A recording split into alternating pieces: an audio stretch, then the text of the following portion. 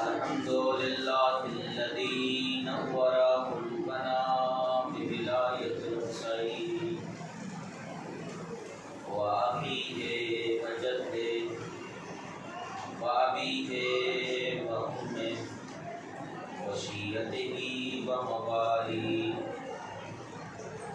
وأجلى عيوننا بالبكاء في يسائه ومصيبته وجعل هاتين الموهبتين وسيلة لنا في نيل قربته وتحسينه لرحمته ثم الصلاة والسلام على سيد الثقلين نبي الحرمين جد الحسنين بالقاسم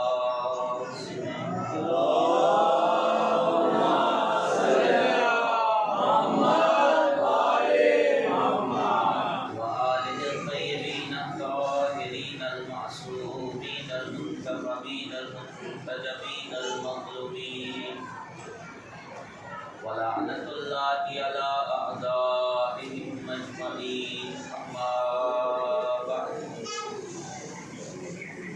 فقد قال أبو عبد الله سيد الشهداء مولانا الإمام الحسين عليه الصلاة والسلام إني لم أخرج شرا ولا بطرا ولا ظالم ولا مفسدا انما خرجت لطلب الاصلاح في امه جدي اريد ان امر بالمعروف وانهى عن المنكر واسير بسيره جدي وابي علي بن ابي طالب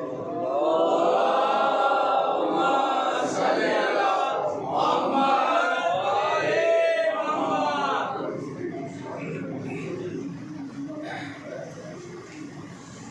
برادران عزیز، بزرگان محترم، حضرات سامعین، عشرہ اولا ماہ محرم الحرام 1443 ہجری کی آج 5ویں تاریخ ہے اور گفتگو کے اعتبار سے آج ہماری 6ٹھی گفتگو ہے۔ جس عنوان کے تحت اپنی گفتگو کا آغاز کیا تھا آپ سب کے ذہنوں میں عنوان محفوظ ہے اور حسینی لائف وے کے عنوان سے ہماری آج کی چھٹی رہتی ہے انشاءاللہ۔ حسینی طریقہ زندگی کیا ہے، حسینی لائف وے کیا ہے، 1400 سال سے ہمیں فرش اعضا پہ بٹھا کے بتلایا گیا۔ یہ فرش اعضا کی تہذیب ہے کہ جہاں انسان اگر خلوص دل سے ایک قطرہ اشک بہاتا ہے تو جہنم کی آگ خاموش ہو جاتی ہے۔ حدیث میں ہے کہ من بقا او ابکا او تباک فلم جن، جو انسان خود روئے یا دوسروں کو رلائے، رونا نہیں آئے، رونے جیسی صورت بنائے تو اس کے اوپر جنت واجب ہے۔ میں نے پہلی مجلس میں آپ کو جنت نہیں بانٹی، آج 6ٹھی مجلس میں یہ بات کر رہا ہوں۔ اس لیے کہ اگر پہلی مجلس سے یہ بات ہو جاتی ہے تو کہتے صاحب کہ صاحب نے جنت بانٹ دیا، نہ عمل ہے نہ ہمارے اعمال کی طرف متوجہ کیا جا رہا ہے۔ 6ٹھی تقریر میں لیکن یہ جو حقیقت ہے احادیث کی کتاب میں، اس حقیقت سے انکار تو نہیں کیا جا سکتا۔ بہت سے واقعات اس دنیا میں ہوئے ہیں اور ہوتے آتے ہیں کہ انسان صدق کے دل سے اگر آنسو نکالے گا تو اس کے اوپر جنت واجب ہے۔ اور ہم اور آپ کون ہوتے ہیں یہ ججمنٹ کرنے والے کہ نہیں وہ نہیں جائیں گے اور وہ جائیں گے، وہ نہیں جائیں گے، سب جائیں گے۔ ہم اپنے بارے میں تو کہہ سکتے ہیں کہ ہم جائیں گے یا نہیں جائیں گے، مگر دوسروں کے بارے میں کبھی نہیں کہہ سکتے۔ دوسروں کے بارے میں کبھی نہیں کہہ سکتے لیکن افسوس کا مقام یہ بھی ہے کہ ہم دوسروں کے بارے میں فیصلہ کر لیتے ہیں سماج میں، نہیں کر پاتے ہیں تو اپنے بارے میں نہیں کر پاتے۔ ہر انسان آج کھڑا ہے دوسروں کو سرٹیفکیٹ دکھانے کے لیے، صاحب آپ تو ایسے ہیں، آپ تو ایسے ہیں۔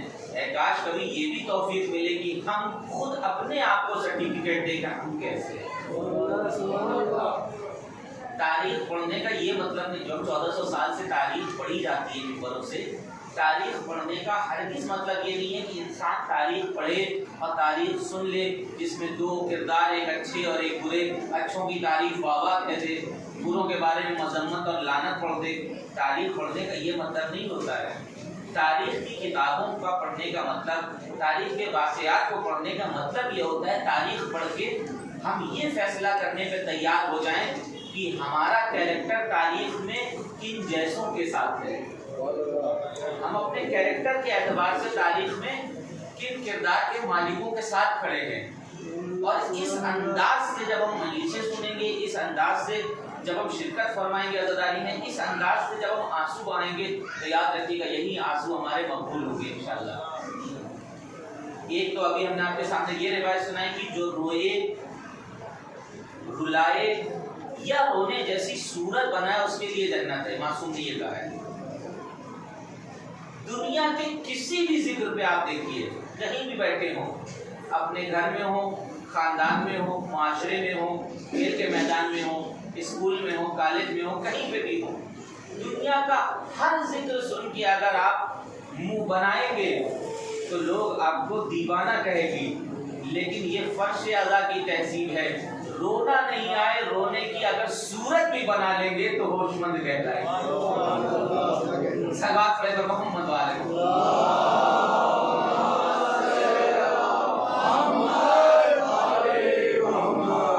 رونا نہیں بھی آ رہا ہے، یہ اس ذکر کی برکت ہے، یہ حسینی لائف وے میں بتایا جا رہا ہے۔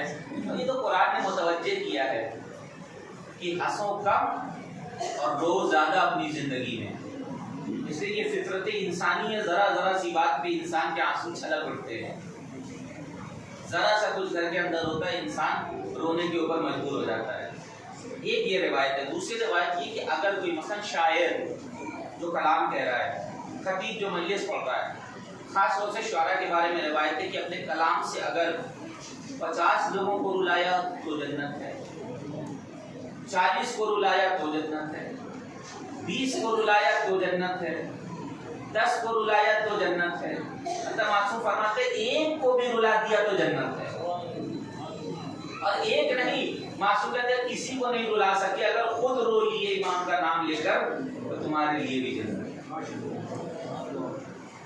لیکن اس کے تقاضے تو ہوں گے آنسو کے ہم سے، لیکن میں اس انداز سے گفتگو کرنا چاہتا تھا کہ آنسوؤں پہ جنت تو ملے گی، مگر ان آنسوؤں کے کیا تقاضے ہیں ہم سے، یہ حسینی لائف میں ہمیں بتایا جائے گا کہ آنسوؤں کے ہم سے کیا تقاضے ہیں۔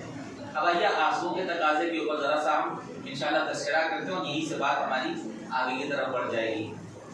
کل ہم گفتگو کر رہے تھے قرآن کے حوالے سے، اور مجالس اعظم میں آنے والوں کے لیے قرآن فہمی بہت ضروری ہے۔ ہم سب کچھ تو کرتے ہیں مگر قرآن سے دور ہوتے ہوئے نظر آ رہے ہیں، لیکن جن کا ذکر کرتے حسینی لائف میں مکمل ہو ہی نہیں سکتی اگر ہم نے قرآن کی تلاوت نہیں کی۔ میں اپنی بات نہیں کہوں، سرکار سید الشہداء کا قول سناؤں آپ کو جو آپ نے کربلا کے میدان میں کہا ہے کہ انی احب الصلاۃ والتلاوۃ کتابہ، مجھ حسین کو نماز سے عشق محبت ہے اور تلاوت قرآن مجید سے محبت ہے۔ کل یہیں تک تو ہم بات کر رہے تھے کہ یہ وہ ہیں کہ جو سر کٹانے کے بعد بھی قرآن کی آیت کی تلاوت کیا کرتے ہیں۔ تو اب نتیجہ کیا ہے؟ نتیجہ یہ کہ نبی اکرم نے فرمایا تھا دو چیزیں برابر بھی چھوڑ کے جا رہے ہیں، ایک قرآن ہے، ایک اہل بیت ہے، مگر افسوس کے ساتھ یہ کہنا پڑتا ہے کہ نبی کی امت میں سے کچھ نے صرف قرآن کو پکڑ لیا، کچھ نے صرف اہل بیت کا دامن تھام لیا۔ لیکن حقیقت یہ ہے کہ جنہوں نے صرف قرآن کو لینا چاہا مکمل قرآن کو وہ بھی نہ سمجھ سکے، اور جو صرف اہل بیت کے اوپر آ کے رک گئے مکمل اہل بیت کو وہ بھی نہ سمجھ سکے۔ اس لیے کہ نبی نے فرمایا دونوں ایک دوسرے کے ساتھ سمجھ میں آئیں گے، قرآن کو پڑھتے جاؤ، اہل بیت کی سیرت دیکھتے جاؤ تو قرآن کی تفسیر سمجھ میں آتی رہے گی، اہل بیت کے کردار کو دیکھتے جاؤ تو قرآن کی عظمت سمجھ میں آتی رہے گی۔ صلوات پڑھیں محمد والے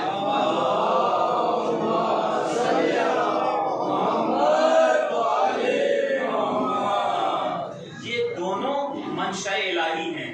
منشأ الہی جب لفظوں میں ڈھلتی ہے تو قرآن مجید ہے، اور یہی منشأ الہی جب عمل میں آ جائے تو محمد و آل محمد ہے۔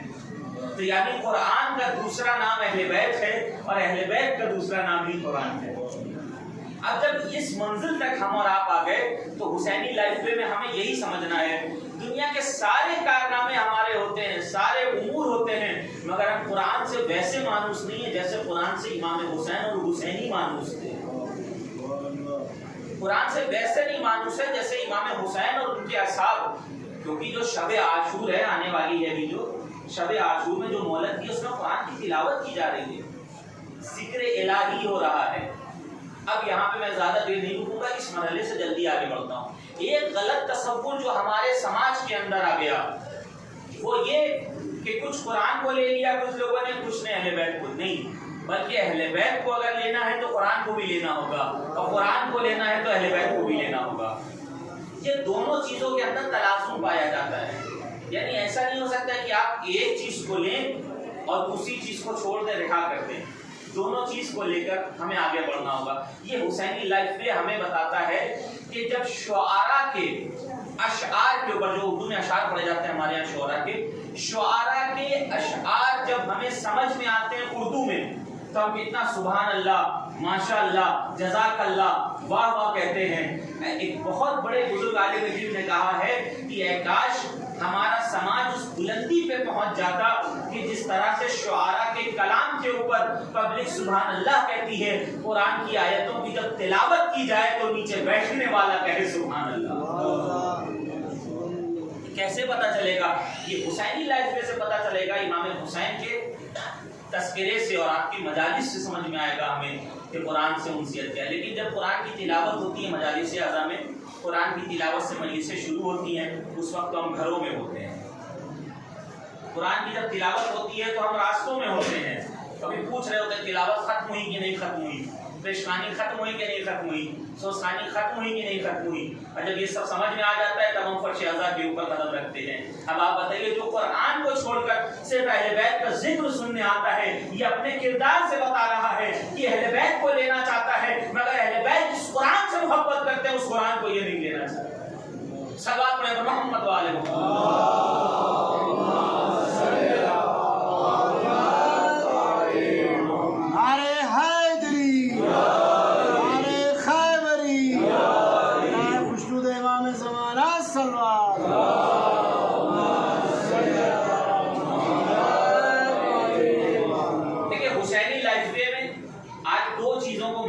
کرنا چاہتا ہوں۔ کل 3 باتیں تھی اور آج 2 باتیں ہیں۔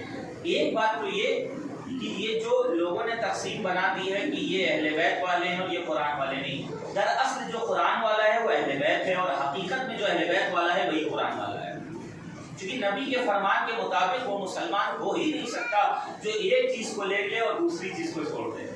دونوں چیزوں کو ساتھ میں لینا ہوگا۔ ایک یہ تو غلط فہمی ہمارے سماج کے اندر آ گئی ہے، حسینی طریقہ زندگی سے یہ غلط فہمی دور کرنے کی ضرورت ہے۔ دوسری چیز سب سے اہم ہے، دوسرا نظریہ جو غلط تصور ہمارے سماج میں، معاشرے میں آ گیا ہے، ہماری زندگی کے اندر، وہ دوسرا تصور یہ ہے کہ ہم ایمان اور عمل کو الگ الگ کیٹیگری میں رکھنا چاہتے ہیں، الگ الگ حصے میں، اور کچھ لوگ بڑے فخر سے آ کے کہتے ہیں کہ صاحب ایمان سے کیا مطلب ہے، عمل پہ عمل کرتے چلے جائیے، جتنا عمل اچھا ہوتا چلا جائے گا اتنا ہی زندگی آپ کی حسین بنتی چلی جائے گی۔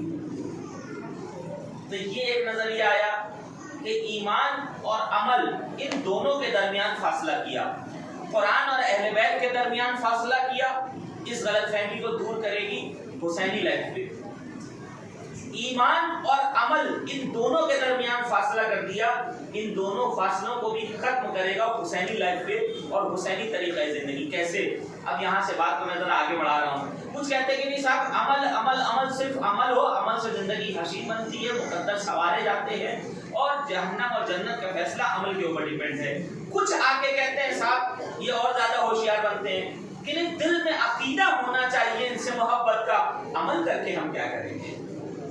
سمجھ رہے ہیں آپ؟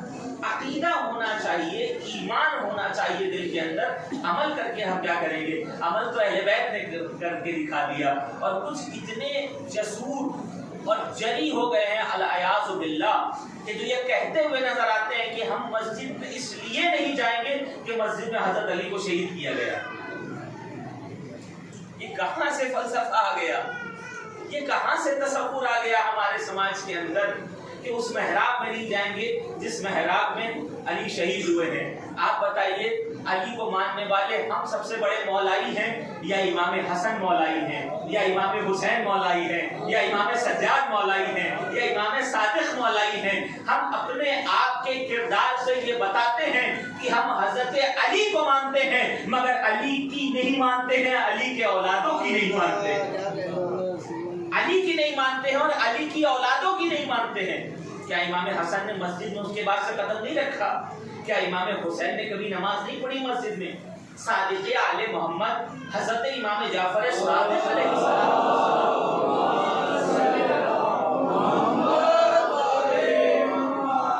جنہوں نے مسجد سے یونیورسٹی کی بنیاد ڈال دی، درسگاہ بنا دیا، بھیا وہ 4000 اسٹوڈنٹ پڑھا کرتے تھے، تو کیا مسجد میں صرف درس دیتے تھے اور مجلسیں پڑھتے تھے؟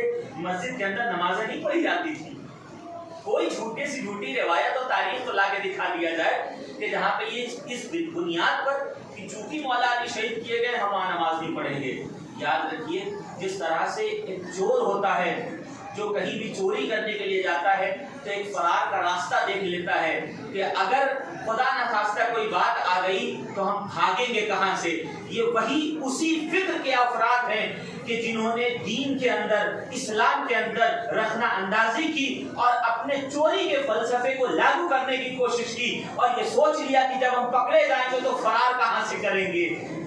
عمل نہیں کریں گے، ایمان ہمارا بہت مضبوط ہے، اور جب پکڑ لیے جائیں گے تو کہیں گے علی شہید ہوئے اس لیے ہم نہیں جائیں گے۔ آپ سمجھ رہے ہیں کیا فلسفہ ہے؟ اسی فلسفے کو باطل ثابت کرنے کے لیے حسینی طریقہ زندگی کو سمجھنے کی ضرورت ہے۔ کچھ لوگ آئے، انہوں نے کہا عمل عمل عمل کرتے رہیے، کچھ آئے انہوں نے کہا نہیں، ایمان ایمان ایمان، عقیدہ عقیدہ عقیدہ، عمل کا ہم سے کوئی رابطہ نہیں، عمل تو ہمارے ائمہ تحریر کیا کرتے تھے، بس ان کی محبت دل میں ہونی چاہیے، ہماری نجات نہیں۔ جانے محترم، قرآن میں تقریباً 28 مقامات پر تذکرہ ہے جہاں ایمان کے ساتھ ساتھ عمل کا تذکرہ کیا گیا ہے۔ صرف ایمان نہیں ہے، ایمان کے ساتھ ساتھ اعمال اور عمل کا تذکرہ کیا گیا ہے، 28 مقامات ہیں، اور احادیث تو بھری ہوئی ہیں کہ جہاں صرف ایمان نہیں بلکہ عمل ہوگا۔ کچھ ایسے ہیں جو کہتے ہیں عمل عمل عمل، اور یہ کیسے نادان لوگ ہیں جو ایمان کو چھوڑ کے عمل کی باتیں کرتے ہیں، محسن اسلام کے ایمان پہ شک کرتے ہیں اور کہتے ہیں عمل پہ عمل کرتے چلے جاؤ۔ کچھ دوسرے آ گئے، انہوں نے کہا عمل نہیں صرف عقیدہ ہونا چاہیے۔ اسلام ان دونوں نظریوں کو باطل کرتا ہے، بلکہ حسینی طریقے زندگی بتاتا ہے۔ اگر ایمان ہے تو تمہیں عمل کر کے بتانا پڑے گا۔ اگر ولایت کو مانتے ہو، امام وقت کو مانتے ہو، ہادی کو مانتے ہو، تو امام کی آواز پہ کربلا میں لبیک کہنا پڑے گا۔ اگر کوئی کوفے میں بیٹھا کہتا رہے تو اس اعتبار سے کوفی تو نجات پا جائیں گے۔ آپ بتائیے جو نظریہ ہے کیا کوفیوں کی نجات نہیں ہو جائے گی اس نظریے کے حوالے سے؟ کیونکہ کوفی ایمان تو رکھتے تھے، بلا بھی لیا تھا، مگر عمل کر کے کربلا میں اپنے آپ کو نہیں پہنچا پائے تھے، نہیں پہنچا پائے تھے، تو ان کا کیا ہوگا؟ ایمان تھا مگر عمل نہیں تھا۔ لیکن اسی کوفے سے حبیب بھی نکلے تھے۔ حسینی طریقہ زندگی میں ہم نے کل کی مجلس میں یہ ذکر کیا تھا کہ عزاداری ہم کو غدیر سے بھی جوڑتی ہے اور عزاداری ہم کو ظہور امام سے بھی جوڑتی ہے۔ عزاداری ہمارا حال ہے، غدیر ماضی تھا، ظہور مستقبل ہے۔ عزاداری بتاتی ہے کہ امام وقت کی نصرت کے لیے کیسے نکلنا پڑتا ہے۔ जो तुम दावा करते हो कि ज़ियारत आशूरा पढ़ के अगर हम करबला में होते तो आपके ऊपर जान कुर्बान करके फौजन अजीमा यानी कामयाब हो जाते और उस मंजिल पर पहुंच जाते जहां आपके हमरकाब हो जाते। इमाम बताना ही ये चाहते हैं कि ये सिर्फ तुम तमन्ना करते हो हमारे हमरकाब आने की, लेकिन तमन्ना से हटके अगर अमल के मैदान में आना चाहते हो तो करबला में आज नहीं आ सके, लेकिन एक और करबला आएगी, उसके लिए अपने आप को तैयार रखो। अगर दुनिया से दिल लगाओगे तो करबला में नहीं पहुंच सकते हो। हबीब ने कूफे से दिल लगाया होता तो करबला नहीं पहुंचते। हबीब ने ये साबित कर दिया कि अगर ईमान के साथ अमल करना है तो कूफे को छोड़ के करबला जाना होगा। आज हुसैन का जिक्र करने वालों को अमल से ये साबित करना पड़ेगा कि अगर इमाम वक्त आ गए, हजमिन नासरीन की सदा आज भी है, हजमिन नासरीन की सदा ज़ुहूर ईमान तक रहेगी। कल हबीब ने बताया कि अगर इनके साथ अमल करके ईमान को साबित और जाहिर करना है तो कूफे को छोड़ना होगा, करबला में आना होगा। मजलिसों से हमें यही पैगाम दिया जाता है कि ज़ुहूर ईमान के लिए अपने आप को तैयार करना है तो लखनऊ से दिल हटाना होगा, भोपाल से दिल हटाना होगा, इस दुनिया से दिल हटाना होगा और अपने इमाम से दिल लगाना होगा। सल्लल्लाहु अलैहि मोहम्मद वाले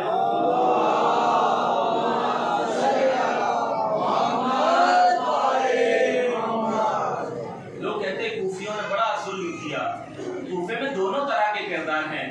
कूफे से अगर हुरमुला निकला है तो कूफे से हुर भी निकला है। हम फैसला करें, समाज में हमारे बहुत से कूफी मिल जाएंगे, लेकिन उन कूफियों में हम हुर बन के रहना चाहते हैं या हुरमुला बन के रहना चाहते हैं? हम हबीब बन के रहना चाहते हैं या सुलेमान बिन सुरद खज़ाई बन के रहना चाहते हैं? तो हम फैसला करेंगे मुख्तार बन के रहना चाहते हैं या अशस बन के रहना चाहते हैं। ये तो हमें फैसला करना होगा। तो अकीदा अगर है तो अमल उसके साथ, ईमान है तो अमल उसके साथ। ये हुसैनी लाइफ में बताया जा रहा है कि ईमान है तो साथ में अमल होना चाहिए। जिन लोगों का ईमान था अहले बैत के आदी होने पर वो रुके नहीं हैं, किसी भी तरह अपने आप को उन्होंने करबला पहुंचाया है।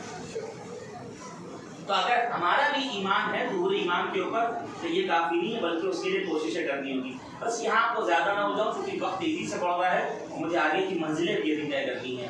बगैर अमल के ईमान और अकीदे को समझा ही नहीं जा सकता है।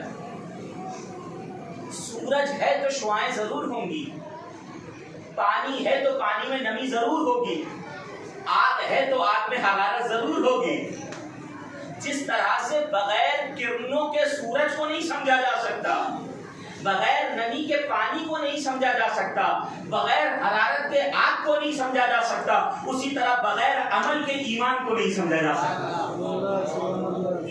दरख्त हो और फल न दे क्या कोई फायदा रह जाएगा? आप उखाड़ के फेंक देंगे कि ये फल नहीं देता है।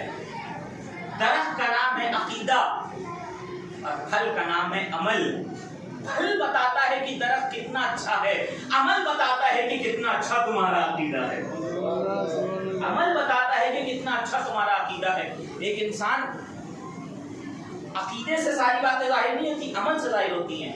आप किसी से अगर नफरत करते हैं, उसका नाम आपके सामने आ जाए तो चेहरा उतर जरूर जाएगा। किसी से मोहब्बत करते हैं, उसका तस्करा छेड़ दिया जाए तो चेहरे पे खुशहाली जरूर आ जाएगी। बस यही अहले बैत बताना चाहते हैं, अगर ईमान रखते हो तो आ जाओ जवारे से अमल करके बताओ कि तुम हमारे ऊपर ईमान और अकीदा रखते हो। बस ये एक और मरहला तय हो गया। इसी के ज़िम्मे एक और बात कहना चाहता हूँ। कुछ लोग अमल तो करते हैं, ईमान भी होता है, लेकिन हमेशा का ईमान नहीं होता है, मौसमी ईमान होता है। अब बेदार हो जाइए तो यहाँ से बात को इख्तिताम तक एक फ्लो में पहुँचा दूंगा इंशाल्लाह। पूरे मुकद्दमे के जरिए आपको इस मंजिल पर लाना चाहता था। कुछ लोगों के पास ईमान होता है, लेकिन अमल ऐसा होता है जिससे लगता है कि मौसमी ईमान है इनके पास। आपने मौसमी फलों को देखा है, कुछ फल ऐसे होते हैं एक मौसम में आते हैं, दूसरे में नहीं आते हैं। बारिश को आपने देखा है, एक मौसम में आती है, दूसरे मौसम में नहीं आती है। इसी तरह से कुछ लोगों का ईमान और दीन है कि जो मौसमी दीन रखते हैं, जो मौसमी ईमान रखते हैं। एक मौसम में ईमान होगा, दूसरे मौसम में नहीं होगा। अगर हमारे जवान अभी नहीं पहुंचे तो मैं जरा तल्ख एक मिसाल है, मिसाल के जरिए बात को आगे पहुंचाना चाहता हूँ। मौसमी ईमान कैसे? साल भर अपनी दुनिया में مصروف ہیں. ماہ مبارک رمضان کا چاند دیکھا، سب سے بڑے مسلمان بن گئے، سب سے بڑے مسلمان بن گئے.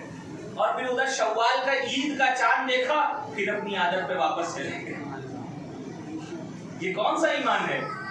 یہ ہمیشہ کا ایمان نہیں ہے، یہ موسمی ایمان ہے. اسلام ہمیں موسمی ایمان نہیں سکھاتا ہے، ہمیں دائمی ایمان کی تعلیم دیتا ہے. یا اور تھوڑا بات کو اور واضح کروں، کچھ لوگ ایسے ہوتے ہیں جو سال بھر اپنے عمل کے ذریعے سے دوسروں کو ٹوپیاں پہنایا کرتے ہیں. مثل اور مقولہ تو مشہور ہے نا، کہاوت مشہور ہے، صاحب نے دیکھے ان کو ٹوپی پہنا دیا. کیا مطلب؟ دھوکہ دے دیا.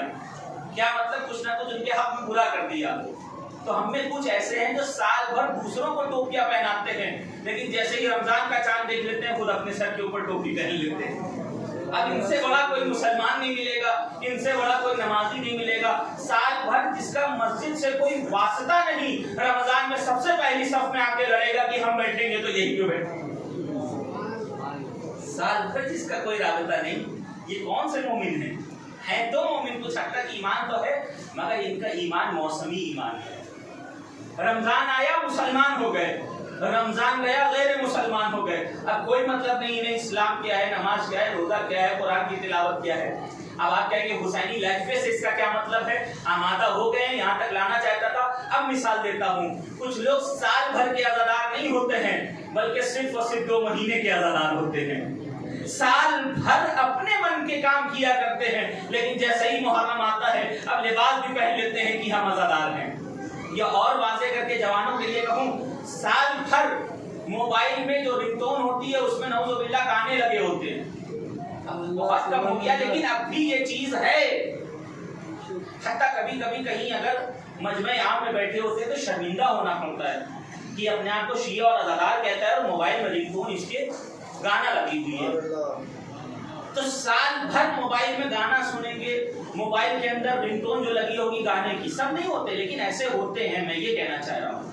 اور ایسے بھی نہیں ہونے، سال بھر موبائل میں گانا لگا ہوگا رنگ ٹون، اور جیسے ہی محرم کا چاند دیکھ لیا ان سے بڑا کوئی مومن اور عزادار نہیں ہوگا. اب جہاں بیٹھیں گے موبائل کے اندر اتنی زبردست رنگ ٹون لگائیں گے کہ سب کو پتا چل جائے کہ ان سے بڑا کوئی عزادار ہی نہیں ہے. میں یہ نہیں کہہ رہا ہوں کہ موبائل میں نہیں ہونا چاہیے، موبائل میں رنگ ٹون نہیں ہونی چاہیے، میں یہ بالکل نہیں کہہ رہا ہوں. میں یہ کہہ رہا ہوں کہ صرف موسمی نہیں ہونا چاہیے. اگر عزادار ہو تو صرف موسمی نہیں ہونا چاہیے، کیونکہ عزادار 2 مہینے کا نہیں ہوتا ہے، عزادار سال بھر کا ہوتا ہے، عزادار زندگی بھر کا عزادار ہوتا ہے. صلوات پڑھیں محمد والے.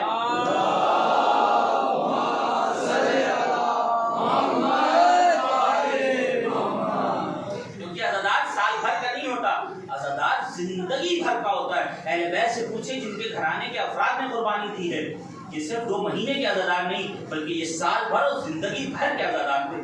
ہم اور آپ تاریخ میں پڑھتے ہیں، سنتے ہیں کہ 35 سال تقریباً سید سجاد واقع کربلا کے بعد زندہ رہے. پوری زندگی کیسے رہے؟ محسوس کیا؟ پوری زندگی تبسم نہیں آتا تھا، مسکراتے نہیں تھے. لوگ اس طرح سے کہتے تھے، شعراء کہتے تھے، فرزدق نے یہ کہا ہے کہ اگر ان کے لبوں کے اوپر ہلکا تبسم نہ ہو تو ہم ان سے رکوع کی جسارت نہیں کر سکتے. یہ ہیبت، کیونکہ اس طرح سے اپنے آپ کو عزا کے اندر ڈبا دیا تھا. تو عزا کا مطلب یہ نہیں سال بھر روتے رہے، عزا کا مطلب یہ کہ سال بھر حسینی کردار کو اپنے دل کے اندر لیے آگے بڑھتے رہے. عزا کا مطلب یہ ہے. اور اسی لیے دیکھیے ہمارے یہاں کہا جاتا ہے کہ جو عزاداری ہے یہ باقاعدہ طور پر ہم موسم عزا کہتے ہیں، موسم عزا کہتے ہیں نا، لیکن کبھی یہ نہیں کہتے کہ موسم کردار بھی ہے عزاداری. موسم عزا فصل عزا کہتے ہیں 2 مہینے 8 دن موسم عزا ہے، لیکن موسم کردار نہیں ہے. کردار کا کوئی موسم نہیں ہوتا، کردار زندگی بھر کا کردار ہوتا ہے. فرش عزا وقتی طور پہ بچھایا جاتا ہے 2 مہینے 8 دن، یہ تہذیب عزا ہے ہماری، لیکن یہاں سے ملنے والا کیریکٹر، کردار اور پیغام حسینی لائف وے میں یہ زندگی بھر کا ہوتا ہے. اب اگر آپ آمادہ ہیں تو میں یہیں سے 2-4 باتیں اور کہوں گا جو بہت اہم باتیں ہیں. تو انسان 2 مہینے کا عزادار نہیں، انسان 2 مہینے کا مومن نہیں، انسان ایک بزرگ عالم دین نے بہت اچھی بات کہی ہے. جو موسمی مومن ہوتے ہیں، جن کا ایمان موسمی ہوتا ہے، کچھ ہمارے یہاں نمازی 8 کے ہوتے ہیں، کچھ 360 کے ہوتے ہیں، کچھ 60 کے ہوتے ہیں. जो बुजुर्ग समझ गए देखिए वो समझ गए, वो तायीद कर रहे हैं अपने चेहरे के एक्सप्रेशन से भी समझ गए, जवान नहीं समझे होंगे। मैं ज़रा वजाहत फरमाऊँ। कुछ 8 के मोमिन ये मौसमी, कुछ 360 के और कुछ खाट के। 8 के क्या, जुमा 8 दिन होता है, जुमे में दिखेंगे और फिर हफ्ते में कभी नहीं दिखेंगे मस्जिद में। 360 के साल भर नहीं दिखेंगे, मगर ईद की नमाज में इनसे पहले कोई नहीं दिखेगा मस्जिद। और कुछ ऐसे भी नहीं होते, खाट के होते हैं, जिन्हें साल भर अपनी नमाजों से नहीं मतलब है, मगर कोई मर जाता है तो नमाज मैयत पर सबसे आगे दिखते हैं। तो हम खुद फैसला करें कि हम कौन से मोमिन हैं। मौसमी मोमिन में हमारा ईमान कहाँ रखा गया है। ऐज़ान मोहतरम, हुसैनी लाइब्रेरी में हमको यही बताया जाता है कि मौसमी ईमान नहीं होगा, मौसमी अकीदा नहीं होगा, बल्कि अगर इस्लाम होगा तो हमारा दायमी होगा, दीन होगा तो दायमी होगा, नजरिया होगा तो दायमी होगा, और उसके साथ साथ अगर अमल भी हमारा होगा तो ये दायमी होगा, मौसमी नहीं हो सकता है। इसलिए कि करबला हमें मौसमी मोमिन और अज़ादार नहीं देखना चाहती है, करबला हमें दायमी अज़ादार देखना चाहती है। और मजालिस अज़ा में जो हम आते हैं, मौसमी अज़ादार, मौसमी शिया, मौसमी मोमिन से अगर हम बचना चाहते हैं तो करबला के उन सारे तालीमात के ऊपर अमल करना होगा जो करबला वालों ने अमल करके हमें दिखाया है। करबला की सारी तालीमात के ऊपर हमें अमल पैरा होना होगा जो ईमान के साथ हम रकाब रहने वाले असहाब और अंसार ने अमल करके दिखाया है। याद रखिए, करबला का आगाज माफी से होता है और करबला का इख्तिताम सजदे के ऊपर होता है। करबला की शुरुआत माफ करने से है और करबला को मेराज मिलती है सजदा करने के ऊपर। इमाम हुसैन ने खुद को माफ करके करबला का बाकायदा तौर पे आगाज किया और इमाम हुसैन ने आखिरी सजदा करके करबला को मेराज पे पहुंचा दिया। अब हुसैनी लाइफ वे को अपने किरदार में और जिंदगी में ढालने वाले और सुनने वाले ये समझें कि क्या हम माफ करने की दूसरों को सलाहियत रखते हैं। अगर करबला सुनने के बाद, हुसैनी लाइफ वे सुनने के बाद हम किसी को माफ नहीं कर पाते हैं तो इसका मतलब यह है करबला को हमने अभी अपनी जिंदगी में सुना तो है मगर करबला को अपनी जिंदगी में शुरू भी नहीं किया।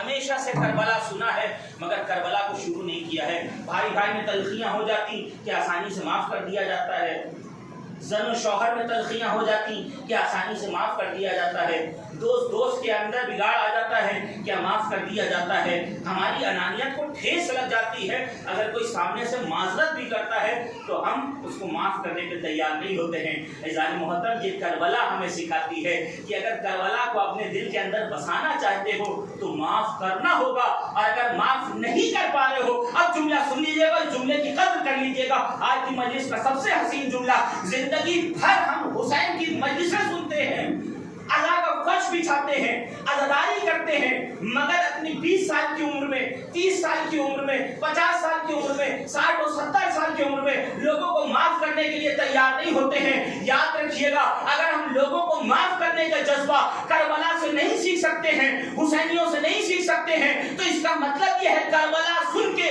हुसैन का जिक्र सुन के सवाब तो मिल रहा है मगर जिंदगी को इनकलाब नहीं मिल रहा है।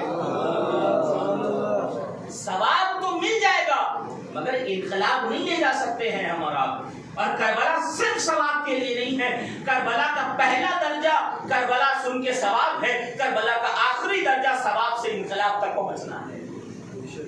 करबला का आखिरी दर्जा सवाब से इनकलाब तक पहुंचना है।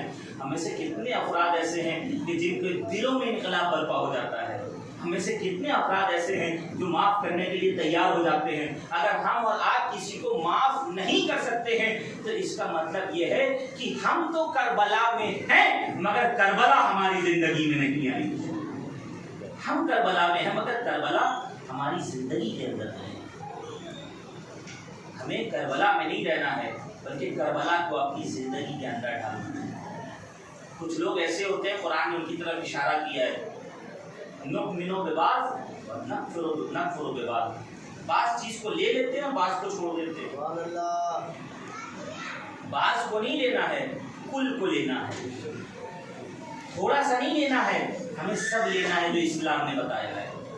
دین اور اسلام نے جو ہمیں بتایا تھوڑا نہیں لینا اپنے مزاج کے مطابق کہ یہ چیز اچھی لگتی ہے تو لے لیں گے، یہ نہیں اچھی لگتی ہے تو نہیں لیں گے۔ ماتم اچھا لگتا ہے تو ماتم میں پہنچیں گے، سوسانی نہیں اچھی لگتی ہے تو نہیں پہنچیں گے۔ عزاداری اچھی لگتی ہے تو عزاداری کو لے لیں گے، نماز نہیں اچھی لگتی ہے تو نماز کو نہیں لیں گے۔ رات بھر جاگ کے حسین کا نام لے کے شبیداری اچھی لگتی ہے تو شبیداری لے لیں گے، صبح کی 2 رکعت نماز پڑھنا مزاج کے اوپر گرا گزر جاتا ہے تو وہ ہم نہیں لیں گے۔ حسینی طریقہ زندگی یہی ہے کہ تھوڑا سا لے لیا جائے اور باقی چھوڑ دیا جائے۔ یاد رکھیے گا، دین اسلام اور مذہب ہمارا کوئی دسترخوان نہیں ہے کہ جس کے اوپر 10 طرح کی غذائیں ہیں، پسند والی لے لو، ناپسند والی چھوڑ دو۔ اسلام مکمل پیکیج کا نام ہے، ایک لوگے تو سب لینا پڑے گا، ایک چھوڑو گے تو سب چھوڑنا پڑے گا۔ صلوات پڑھے گا محمد والے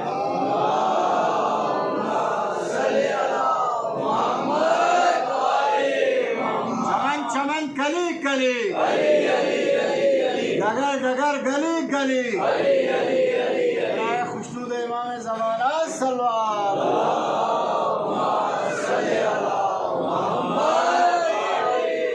اب حسینی لائف میں سنیے کہ وہ عزادار کیا جو نمازی نہیں ہو سکا اور وہ نمازی کیا جو عزادار نہیں بن سکا۔ بڑی آسانی سے آج بحث کر دی جاتی ہے کہ صاحب اگر نماز کا وقت ہو جائے تو مجلس تو نہیں رک سکتی، جلوس تو نہیں رک سکتا، ماتم تو نہیں بند ہو سکتا، نماز میں وقت ہے، نماز ہم بعد میں بھی پڑھ لیں گے۔ امام حسین سے بڑھ کے ہم اور آپ تو نہیں ہو سکتے، ان کے اصحاب سے بڑھ کے ہم اور آپ مولائی تو نہیں ہو سکتے۔ مولائی جتنا امام کے اصحاب تھے اتنا بننا ہے ہمیں۔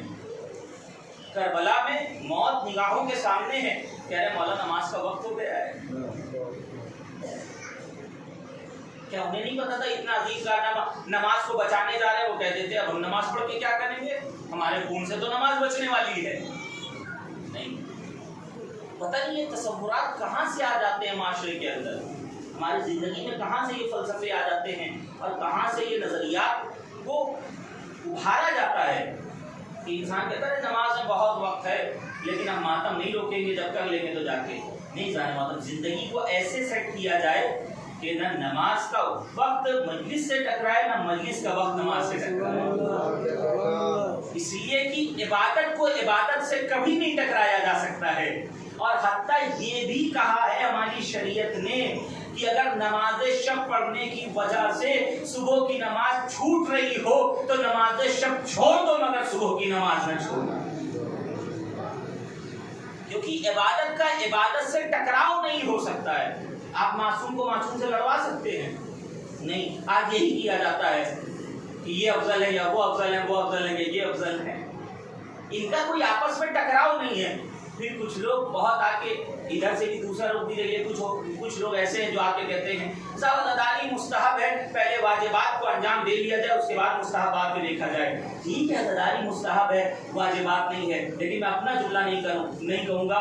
مؤسس حوزہ قم، بہت بڑی شخصیت، شیخ عبدالکریم حائری، خدا غریب رحمت کرے، شیخ عبدالکریم حائری، نوجوانوں نام یاد رکھ لیجیے گا۔ شیخ عبدالکریم حائری سے لوگوں نے یہی کہا جب شاہ کا زمانہ تھا اور ایران میں کچھ ذرا سی پابندیاں آ گئی اور اس میں جلوس نکالنے پر اور مجلسوں میں بہت پریشانی ہو رہی تھی، جیسے آج کا پورا اشوک زمانہ ہمارے درمیان کا ہے، تو کچھ لوگ کہتے ہیں کیا ضرورت ہے کرنے کی، ایسے ہی کچھ زمانہ ادھر بھی آ گیا تھا، بڑی پابندیاں ہونے لگی تھی۔ شیخ عبدالکریم حائری بہت پریشان تھے کہ کس طرح سے مجلسیں کی جائیں، کس طرح سے جلوس نکالا جائے، علم کیسے ہو، ہیئتیں کیسے آئیں، انجمنیں کیسے آئیں، تعزیہ کیسے ہو، قصہ کیسے ہو، تعزیت کیسے ہو، قصہ کیسے ہو، تسلیت کیسے ہو، ماتم، یہ ساری چیزیں شیخ عبدالکریم حائری مؤسس حوزہ قم جو قم میں مقیم رہتے تھے، ان کے چاہنے والوں نے ان سے کہا آغا، وہ بھی عالم کہنے والا، آغا عزاداری تو مستحب ہے، اتنا زیادہ پریشان کیوں ہوتے ہیں، نہیں ہو سکتا حالات کی وجہ سے تو نہیں کریں گے۔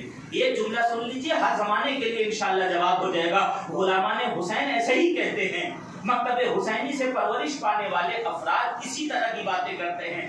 فرماتے ہیں آغا عبدالکریم حائری کہ ٹھیک ہے عزاداری مستحب ہے، لیکن یہ ایسا مستحب عمل ہے جس کی آغوش میں واجبات کو پناہ ملتی ہے۔ محمد والے محمد صلی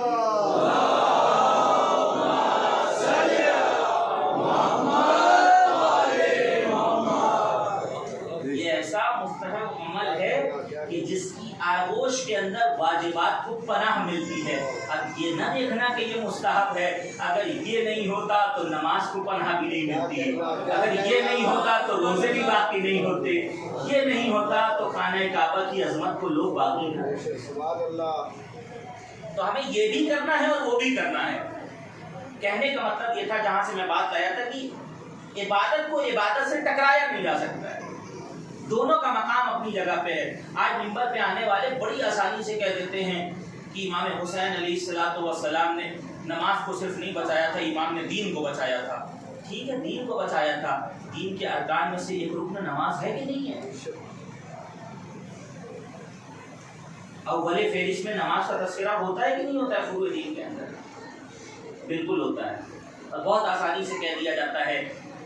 کہاں سے یہ نظریات آتے ہیں، تقابل کرنے کی کوشش کی جاتی ہے، عزاداری افضل ہے کہ حسین افضل ہے، حسین افضل ہے کہ عزاداری افضل ہے، حسین کے لیے نبی نے سجدے کو روک دیا، لہذا اب عزاداری سجدوں کے لیے نہیں رکے گی، نماز کو رکنا پڑے گا حسین کے لیے۔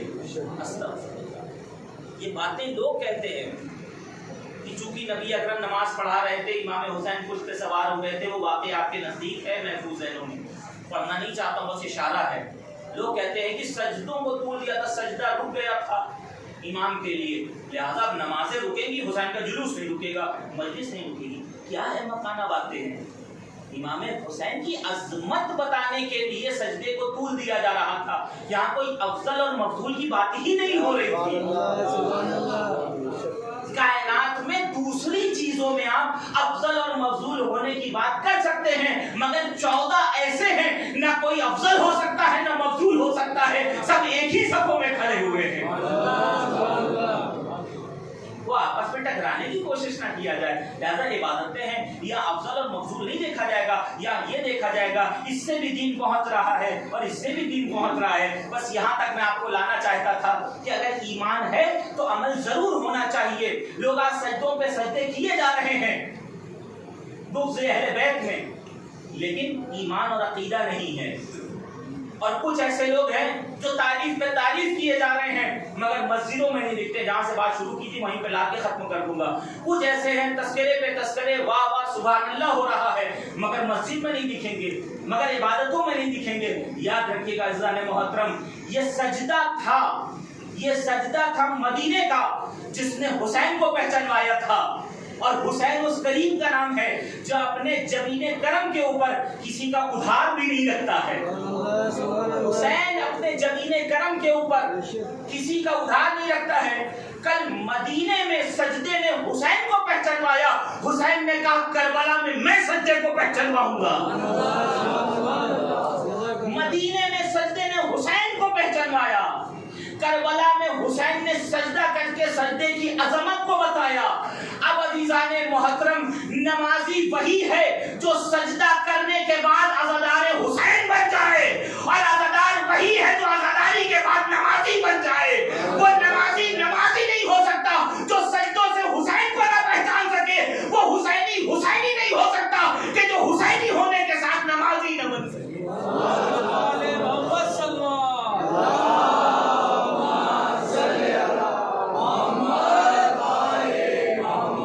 لبیک یا حسین، لبیک یا حسین۔ بہتر صلوات پڑھے تو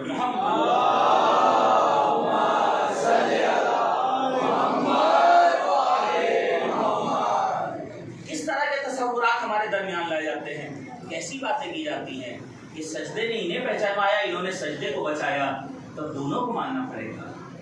نماز پڑھنے والے اذا کا فرش بھی بچھائیں گے، اذا کا فرش بچھانے والے نماز کو قائم بھی کریں گے، کیونکہ امام نے کہا ہے کربلا میں انی احب الصلاۃ، مجھے نماز سے عشق ہے، محبت ہے۔ جب محبت کسی چیز سے ہو جاتی ہے تو اس کے ہر تقاضے کو محب پورا کرنے کی کوشش بھی کیا کرتا ہے۔ بس بات کہاں سے آئی تھی کہ ایمان ہے تو عمل بھی ہونا چاہیے، اور عمل ہمارا اور ایمان ہمارا موسمی نہیں ہونا چاہیے بلکہ دائمی ہونا چاہیے۔ ایک اور بات یہاں سے کہوں، کچھ لوگ موسمی مومن بنتے ہیں، موسمی عزادار بنتے ہیں، موسمی حسینی بنتے ہیں، مگر اتنے بڑے موسمی حسینی بن جاتے ہیں کہ آتے ہیں تو عزاداری میں یہ یاد رکھیے گا عزیزان محترم، ایک بہت بڑے بزرگ عالم نے کہا تھا کہ کبھی بھی فرش اعظم پہ آیا کرے تو امام حسین کو اور مکتب حسین کو کچھ سکھانے کی کوشش نہ کیا کریں، بلکہ یہاں سے سیکھنے کی کوشش کیا کریں۔ میں بات کو آسان کر کے اپنے جملے میں اب آپ تک پہنچا دوں کہ گھر سے آیا کرو تو گھر کی تہذیب کو عزاداری میں رائج کرنے کی کوشش نہ کیا کرو، بلکہ عزاداری کے ذریعے سے عزاداری کی تہذیب کو گھر میں رائج کرنے کی کوشش کیا کرو۔ آج انسان کہتا ہے عزاداری میں یہ بھی ہونا چاہیے، یہ بھی ہونا چاہیے، یہ بھی ہونا چاہیے۔ عزیزان محترم، دین میں بڑھانے اور گھٹانے کا حق ہمیں نہیں دیا گیا ہے، بلکہ جتنا ملا ہے اس کی حفاظت کرنے کی ہماری ذمہ داری ہے۔ دین ہماری چاہت کا نام نہیں ہے، دین کی چاہت کا نام ہم عزادار ہیں۔ ہماری چاہت کے اعتبار سے دین تھوڑی چلے گا، دین کی چاہت کے اعتبار سے ہمیں چلنا ہوگا۔ اگر ہم چاہتے ہیں ہماری چاہت کے اعتبار سے ہو تو وہ جنت میں ہوگا، اور اگر ہم چاہتے ہیں اس کی چاہت کے اعتبار سے ہم گزارے زندگی تو یہاں گزارنا ہوگا۔ بس یہیں پہ بات کو تمام کر دیا جائے گا۔ کسی نے حضرت امیر المومنین مولا متقیار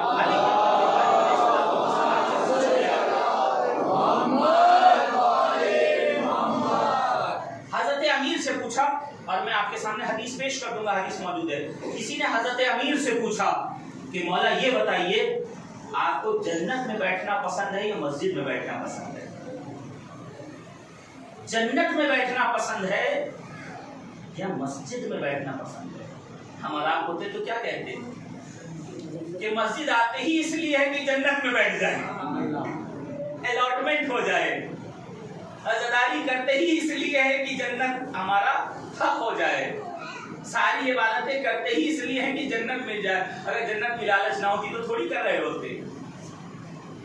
کیا کمال کا فلسفہ پیش کر دیا ہے حضرت امیر نے۔ حضرت امیر فرماتے ہیں کہ اگر مجھے اختیار دیا جائے کہ جنت میں بیٹھنا پسند کروں گا یا مسجد میں بیٹھنا پسند کروں گا تو علی جنت میں نہیں بیٹھے گا بلکہ مسجد میں بیٹھنے کو ترجیح دے گا۔ پوچھنے والوں نے پوچھا، آپ بھی سوچ رہے ہوں گے کیوں؟ پوچھنے والوں نے پوچھا تو مولا نے جواب دیا، فلسفہ ہم سب کے لیے کھل گیا۔ اس کے بعد بھی عمل نہ کرے تو ہماری بدبختی ہوگی۔ پوچھنے والوں نے پوچھا، علی جنت چھوڑ کے آپ مسجد کو ترجیح دیں گے، مسجد میں کیوں بیٹھیں گے؟ حضرت امیر قربان جائے ہماری جانیں، حضرت امیر فرماتے ہیں اس لیے کہ جنت میں بیٹھنا ہماری مرضی ہے، مسجد میں بیٹھنا رب کی مرضی ہے۔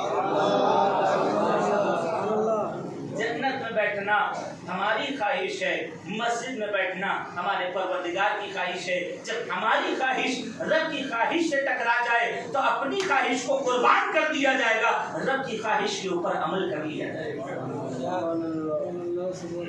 کربلا والوں کو جنت دکھا دی تھی، چلے جاؤ جنت کی ضمانت ہم لیتے ہیں، یہی تو کہا تھا شب عاشور مولا نے چراغ بجھا کے۔ اگر جانے میں شرم آتی ہے کہ میں تمہارا چہرہ دیکھ لوں گا، چراغ بجھا دیتا ہوں، تم سب چلے جاؤ جسے جانا ہے۔ اور یہ نہیں سوچنا کہ حسین اجر نہیں دیں گے، تمہاری جنت پکی ہے جو دکھا دیا گیا ہے، اس میں کوئی تبدیلی نہیں ہے۔ لیکن کیا کی؟ اصحاب حسین کی خواہش تھی جنت جانا، اور حسین کی خواہش تھی نصرت کرنا۔ حل بن ناصری یوں تھوڑی کہا تھا مولا نے، مولا کو نصرت چاہیے تھی، بتانا تھا کہ ہمارے چاہنے والے ناصر و مددگار ہمارے معاون کیسے ہو سکتے ہیں۔ لیکن اصحاب حسین نے اس فلسفے کو سمجھ لیا جو فلسفہ حضرت امیر المومنین بتانا چاہتے تھے کہ حسین عزاداروں کی اصحاب کی خواہش یہ تھی کہ جنت مل جائے، لیکن یہ سمجھ رہے تھے کہ حسین کی خواہش ہے، پروردگار کی خواہش ہے کہ حسین کی نصرت کر دیا جائے۔ تو اصحاب حسین کو آج اسی لیے یاد کیا جاتا ہے، اپنی خواہش کو قربان کر دیا، حسین کی خواہش کے اوپر عمل کر دیا۔ تو ہم اگر اپنی خواہش کو حسین کی خواہش کے اوپر قربان کر دیں گے تو یہی قربانی ہمیں پروردگار کی خواہش تک پہنچا دے گی۔ فیضان محترم گفتگو تمام ہوگی۔ عمل موسمی نہیں بلکہ دائمی ہونا چاہیے، ایمان دائمی ہونا چاہیے۔ اسی لیے حسینی لائفے کو بتایا جاتا ہے۔ اپنے سماج کی باتوں کو فرش اعضا پہ نہیں کیا جائے گا، فرش اعضا کی باتوں کو سماج میں جا کے اپلائی کیا جائے گا، بتایا جائے گا کہ واقعی ہمارا تعلق فرش اعضا سے ہے۔ دنیا میں یہاں فرش، یہ میں کیوں کہہ رہا ہوں، جیسے کہ آپ گھر میں بیٹھتے ہیں تو فلاں آئے گا تو اس کے لیے وہ کرسی، میں نے کل بھی اشارہ کیا تھا، فلاں آئے گا تو فلاں چٹائی پہ بیٹھے گا، فلاں آئے گا تو صوفے پہ بیٹھے گا. لیکن فرش اعلیٰ پہ آنے کے بعد کسی کی امیری غریبی نہیں رہ جاتی ہے، ہر ایک آتا ہے تو ایک کردار کے ساتھ ایک جگہ کے اوپر بیٹھتا ہے. ہم میں سے نہیں پتا کون گناہ گار ہے، کون مومن ہے، کس کی دعا قبول ہوتی ہے، کس کی دعا رد ہوتی ہے. بلایا اسی لیے جاتا ہے کہ تاکہ انسان کے اندر تبدیلی آ جائے، اور اس ارادے سے آئے گا تو یہی فرش اعلیٰ کا مقصد ہے، یہی حسینی لائف کا مقصد ہے. میں عرض کر چکا ہوں، شاید 2 سال پہلے آیا تھا، بس اشارہ. کبھی کسی کو یہ نہ کہیے گا مسجد میں یا فرش اعلیٰ کے اوپر کہ آپ ایسے ہیں اور ہم ایسے ہیں. کسی کو نہیں پتا. ظاہری طور پہ آپ صحت مند ہو سکتے ہیں، لیکن ایمان میں صحت ہو سکتا ہے کسی اور کے پاس. ظاہری طور پہ آنکھ آپ کے پاس ہو سکتی ہے، مگر ایمان کی آنکھیں شاید نابینا کے پاس ہو. ظاہری طور پہ ہمیں اور آپ کو حسن اور چہرہ خوبصورتی مل سکتی ہے، مگر کردار کی خوبصورتی شاید کسی غریب کے پاس ہو، شاید کسی غریب کے پاس ہو. ہمیں نہیں پتا ہے، کسی کو طرز نہیں کر سکتے. اسی لیے عزیزان محترم، کسی کو معاشرے میں نیچا دکھانے کی ضرورت ہم اور آپ نہیں کر سکتے. ہر انسان کو مہلت دی جائے کہ وہ بلند ہو جائے. یہ باتیں میں پڑھ چکا ہوں، لیکن اشارہ کر رہا ہوں. قرآن نے کہا ہے فَذَكِّرْ إِن نَفَعَتِ الذِّكْرَىٰ، بار بار یاد دلاؤ کیونکہ یاد دلانے سے فائدہ ہوتا ہے. بارش نہیں ہو رہی تھی، انعطاف تھا، جناب موسیٰ کا زمانہ تھا، لوگ پریشان ہو گئے. کاٹی کا نماز استسقاء ہوگی، نماز استسقاء جماعت سے پڑھی جاتی ہے.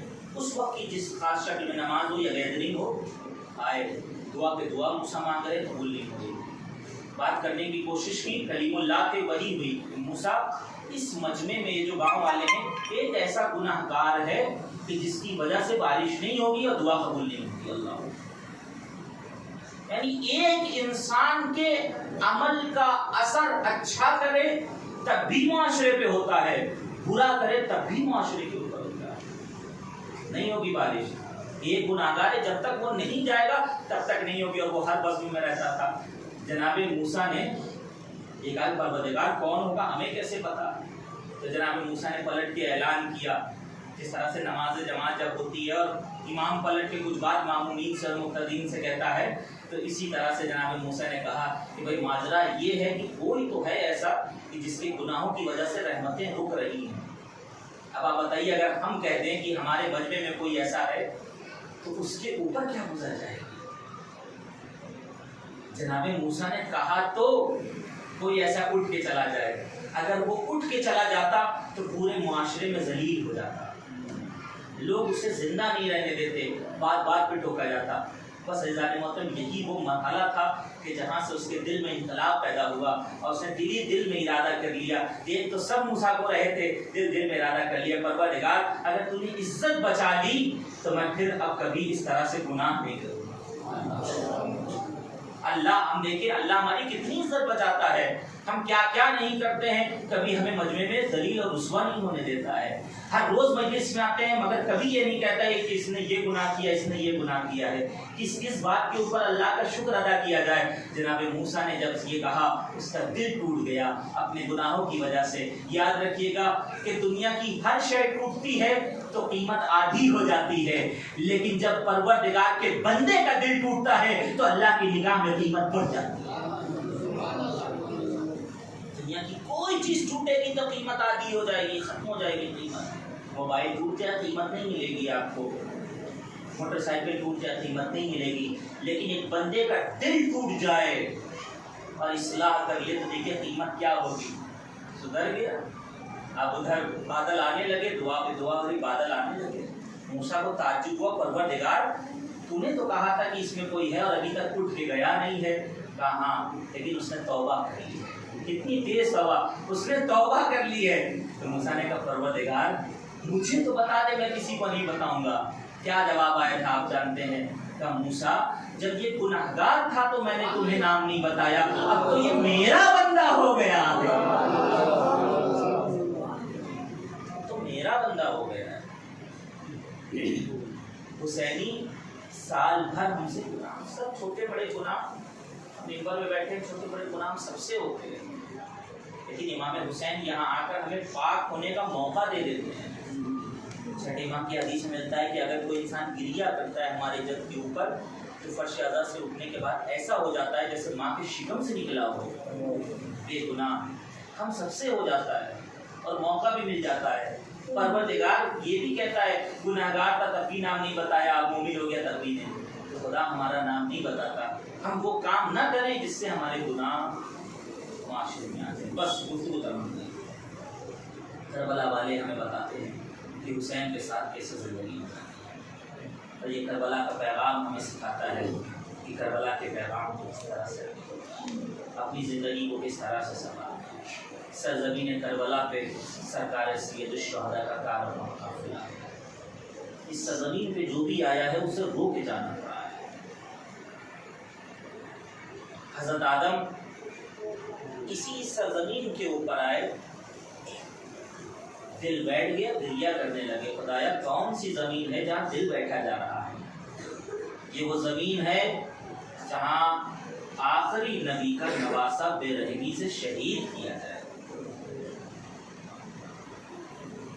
اور زمانہ آگے بڑھا، نوح کو جب ڈھیلے مارے جاتے تھے کوفے کی سرزمین سے ہوتے ہوئے، قوم انہیں جب پھینک دیتی تھی اٹھا کے مجروح ہو جاتے تھے، اسی سرزمین کربلا پہ پہنچتے تھے۔ کون سی زمین ہے؟ یہ کربلا ہے۔ ابراہیم اپنے جانوروں کو لے کر آتے تھے، جانور فرات سے پانی پینے سے انکار کر دیتے تھے۔ پروردگار کون سا پانی ہے جو جانور منہ پھیرے لے رہے ہیں؟ یہ وہ پانی ہے کہ جو میرے محبوب کے بیٹے اور ان کی اولادوں کو نہیں ملے گا۔ اسماعیل آئے، بھیڑیاں چراتے چراتے اینٹ سے ٹھوکر لگتی ہے، انگوٹھے سے خون جاری ہو جاتا ہے، پریشان ہو جاتے ہیں۔ پروردگار کون سی سرزمین ہے جہاں میں پریشان ہو گیا؟ اسماعیل، یہ کربلا ہے۔ اول سے لے کر آخر تک کربلا ایسی یاد ہے کہ اول نے بھی منایا ہے اور انسانیت کا آخر بھی کربلا کی یاد منائے گا۔ یہ کربلا ہے، یہاں کسی کو قرار نہیں ملتا ہے۔ جب کربلا میں نبیوں کو قرار نہ ملا تو جن کا غم ہے ان کے دلوں کو کیسے قرار ملتا ہے؟ خدا آپ کو کوئی غم نہ دے سوائے غم سرکار سید الشہداء کے۔ 2 محرم کو یہ قافلہ کربلا میں آ گیا تھا۔ زینب و ام کلثوم کی بے چینیاں بڑھ رہی تھی۔ بھیا کوئی بیوی ہے جس کے رونے کی آواز آتی ہے؟ زینب یہ ہماری ماں ہے جس نے بقیع سے اپنی قبر کو چھوڑا۔ رونے کے لیے آمادہ ہو جائیے عزیزان محترم، میں نے فضائل کم کر دیا۔ 5 محرم ہو گئی ہے، آج سے بنی ہاشم کے مصائب پڑھے جاتے ہیں۔ اور بنی ہاشم کے مصائب وہ بھی آج ان بچوں کے مصائب ہوں گے۔ بنی ہاشم میں سر فہرست ان بچوں کے مصائب ہوتے ہیں۔ ہماری مائیں، ہماری بہنیں سن رہی ہیں، صاحبان اولاد ہیں۔ عزیزان محترم، صبح سے آپ اور محمد کے مصائب سن رہے ہوں گے مختلف مجالس میں، لیکن کربلا یہی ہے جسے پیش کیا جائے گا۔ غم وہی ہے ہمارا جو بار بار ہمارے زخموں کو تازہ کر دیتا ہے۔ میں اپنی ماؤں سے اور بہنوں سے گزارش کروں گا کہ آج ان بچوں پہ رونے کے لیے آپ جمع ہوئی ہیں جن بچوں پہ ان کی ماں نے کربلا میں نہیں رویا، جن بچوں پہ ان کی ماں نے آنسو نہیں بہائے۔ اللہ اللہ، جس وقت عبداللہ ابن جعفر نے خواستگاری کی اور رشتے کی پیشکش کی، حضرت علی نے کہا تھا عبداللہ جب کبھی زینب اپنے بھائی کے ساتھ سفر پہ جانا چاہے تو تم روکنا نہیں، اگر شرط قبول ہے تو شادی ہو جائے گی۔ کہا مولا بھلا میں کیسے جسارت کر سکتا ہوں کہ قبول نہ کروں؟ عزیزان محترم، اب تو ہو گیا، وہ وقت بھی آ گیا۔ زینب نے کہا عبداللہ میرا ماجایا سفر پہ جا رہا ہے، تم میرے آقا و سردار ہو، میرے مولا ہو، کیا اجازت دیتے ہو کہ میں اپنے بھائی کے ساتھ چلا جاؤں؟ بی بی آپ جائیے، اگر میں مریض نہ ہوتا تو میں بھی اپنے آقا کی نصرت کے لیے ضرور چلتا۔ خدا کوئی غم نہ دے سوائے غم شہدائے کربلا علیہ السلام کے۔ مگر ہاں بی بی، یہ 2 ننھے شہزادے ہیں اور انہوں محمد کو ساتھ لیتی جائیے، ہم تو نہیں ہوں گے، اور ہاں اگر جنگ ہو جائے تو آپ انتظار نہ کریے گا بلکہ حسین کے بچوں سے پہلے اپنے بچوں کو حسین کی عظمت پہ قربان کر دی۔ خدا آپ کو کوئی غم نہ دے سوائے غم سید الشہداء کے۔ عزیزو وہ وقت بھی آ گیا، قافلہ सरजमीन करबल पे आया, बेचैनियां बढ़ने लगी। शब आशूर है, एक एक माँ अपने बच्चे को तैयार कर रही है। कहीं उम्मे लैला अकबर को तैयार कर रही, कहीं उम्मे फरवा कासिम को तैयार कर रही, अरे कहीं ज़ैनब अपने नौनिहालों को और मोहम्मद को तैयार कर रही, कहीं रबाब झूले वाले 6 महीने के बच्चे से सरगोशियां कर रही हैं। अल्लाह अल्लाह हर बीवी यही कह रही होगी कि कल जब दफ्तरे कुर्बानी खुल जाएगा तो तुम पहले चले जाना, तुम पहले चचा पे कुर्बान होना, तुम पहले बाबा पे कुर्बान होना, तुम पहले मामू पे कुर्बान होना। बच्चों ने कहा अम्मा जान अरे जरा कल का दिन आने तो दीजिए, हम वो जंग करेंगे कि यजीदियों को बता देंगे कि जाफर तैयार के पोते हैं, हैदर कर्रार के नवासे हैं, तमन्ना भी दिल के अंदर है। वो वक्त भी आ गया, असहाब व अंसार शहीद होते रहे, कौन के पारों की नौबत आई, बच्चे इजाजत लेने के लिए आए, मामू ने इनकार कर दिया, खेमे में सर झुका के बैठ गए। ज़ैनब कहती ओ मोहम्मद अरे जंग पे जंग हो रही, तुम अभी तक जिंदा हो।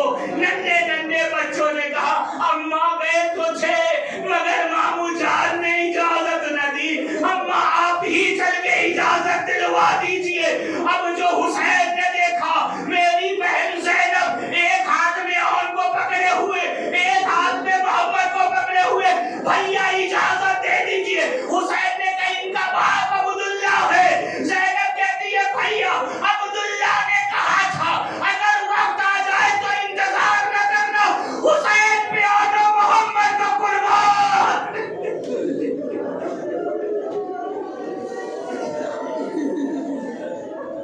जज़ाकुमुल्लाह, खुदा आपको कोई गम न दे सिवाय गम शुहदाए करबला अलैहिस्सलातु वस्सलाम के। अब हुसैन क्या कहते? अजीजों आपको पता है आमतौर से बच्चों को नानिहाल से ज्यादा मोहब्बत होती है और मामूओं को अपने भांजों से ज्यादा मोहब्बत होती है। तो इस फलसफे को समझ लीजिए, साहिबाने औलाद हैं, बच्चों को इजाजत मिल गई। किस तरह से ज़ैनब ने तैयार किया था, मख्तल में लिखा है कि नया लिबास पहनाया था, बालों को आरास्ता किया था, आंखों में सुरमा लगा के ज़ैनब ने तैयार किया।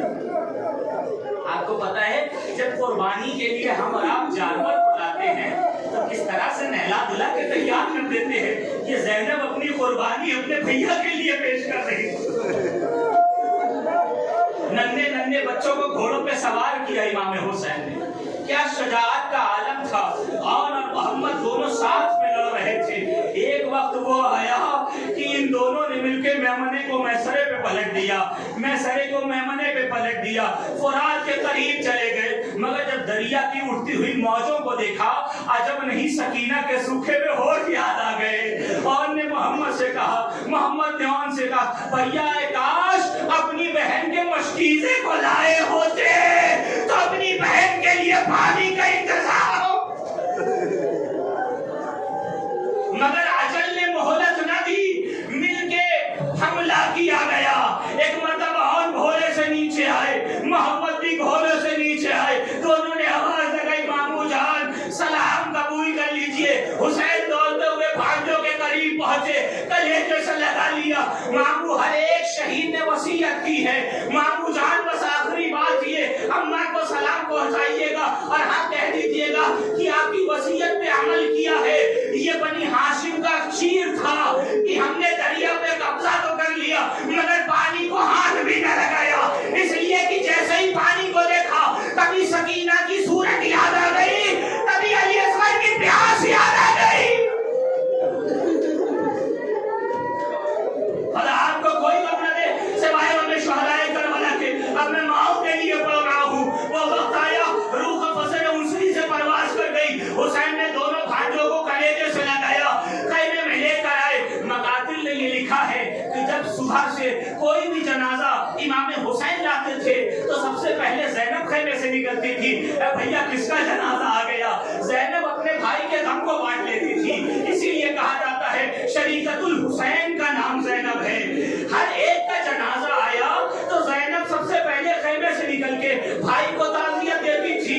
लेकिन मख्तल ने ये लिखा है जब आले मोहम्मद का जनाजा आया, बीबियां थी मगर ज़ैनब सामने न थी। हुसैन ने कहा ज़ैनब को बुलाया जाए। बीवियों ने देखा मुसल्ले इबादत पे बैठी हुई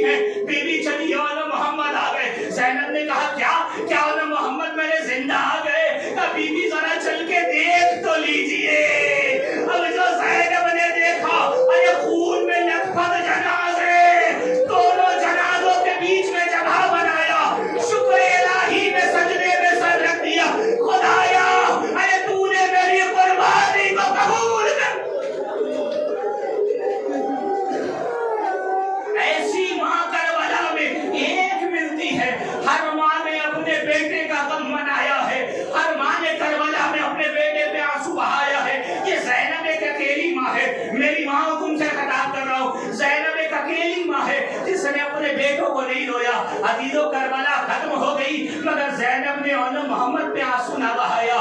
شام غریبہ آ گئی, زینب اپنے بھائی کے جنازے پہ آئی مگر اول محمد کے جنازے پہ نہ آئی. 11 محرم کو قافلہ لے جایا جانے لگا, زینب نے اپنے بھائی کے جنازے پہ گرا کے آنسو بہایا مگر اول محمد پہ آنسو نہ بہایا. کوفے میں دیکھا کہ بھائی کا سر روکے نیزہ پہ ہے, بھائی پہ آنسو بہائے مگر اپنے لال پہ گریا نہ کیا. شام کے دربار میں اپنے بھائی کو روئی ہے مگر بچوں کو نہ روئی ہے. ارے زندان شام میں جب رہائی مل جاتی ہے, جب سارے سر لائے جاتے ہیں, ایک سر کو ام کلثوم نے لیا, ایک سر کو رباب نے لیا, ایک سر کو فروا نے لے لیا.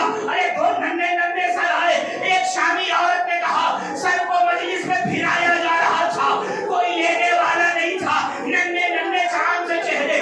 ایک شامی عورت کہتی ہے اے کاش ان بچوں کی ماں مر گئی ہو. ارے زینب کا زخم تازہ ہو گیا, بی بی ان کی ماں زندہ ہے مگر بتا اپنے بچے کو روئے یا زہرا کے لال حسین پہ آنسو بہا.